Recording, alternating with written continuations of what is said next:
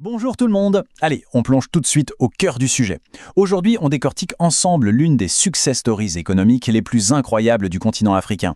On va analyser les chiffres, l'histoire et la réalité boursière d'un véritable poids lourd du secteur, Coris Bank International. C'est parti pour notre décryptage. Le contraste au démarrage est juste vertigineux. Imaginez un peu le tableau, on est en 2008 et sous l'impulsion de son fondateur, Idriss Anassa, l'aventure commence avec un capital de départ vraiment modeste. On parle d'à peu près 3 millions de dollars. Et aujourd'hui, le groupe gère des actifs qui dépassent les 9 milliards de dollars. Passer d'une toute petite boîte à un véritable géant panafricain en moins de 20 ans, honnêtement, c'est une prouesse qui mérite qu'on s'y attarde. Alors, comment on en arrive là ? C'est simple, c'est le résultat d'une stratégie d'expansion hyper agressive portée par un capital 100% privé et 100% africain. Tout part en fait des ruines de la FIBSA en 2008. Un peu plus de 10 ans plus tard, en 2020, l'institution est carrément élue meilleure banque régionale d'Afrique de l'Ouest. Mais l'appétit du groupe ne s'arrête évidemment pas là. Regardez ses acquisitions récentes, c'est du sérieux. En 2024, il rachète les filiales de la Société Générale au Tchad et en Mauritanie. Et puis tout récemment, en janvier 2026, ils prennent le contrôle du Banco Commercial de Atlantico au Cap-Vert, une vraie porte d'entrée sur le marché lusophone.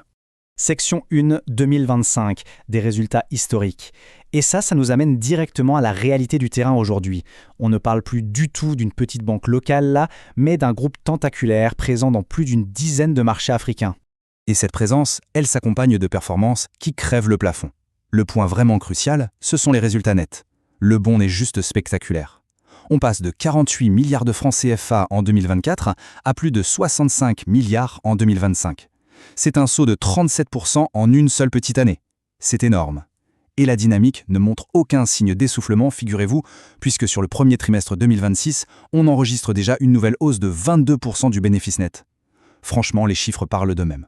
Bon, si on ouvre un peu le capot pour analyser le moteur de cette croissance, le total bilan frôle maintenant les 3 000 milliards de francs CFA. Les dépôts de la clientèle, ils ont bondi de presque 15% pour dépasser la barre des 2 000 milliards. C'est un signal très fort, ça montre une confiance massive du public. Et avec plus de 1 300 milliards de crédits nets, fortement orientés vers les PME et l'agriculture, le groupe se place confortablement comme la troisième plus grande banque de la zone UEMOA en termes de total bilan.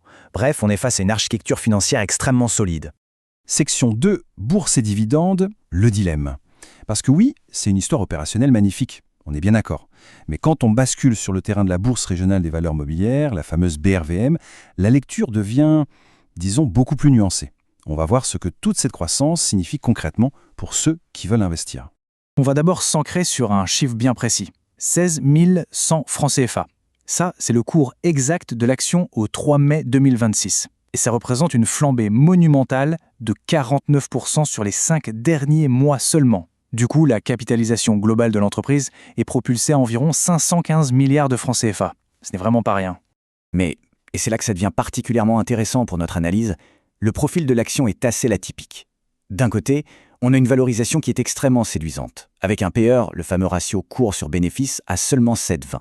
C'est l'un des plus bas et des plus attractifs de tout le secteur bancaire. Mais, de l'autre côté, les analystes pointent du doigt une politique de dividendes qui, historiquement en tout cas, s'avère assez irrégulière. Donc on a un vrai contraste. Une machine à créer de la valeur d'une part, mais une redistribution qui peut sembler un peu instable pour ceux qui cherchent une rente très régulière.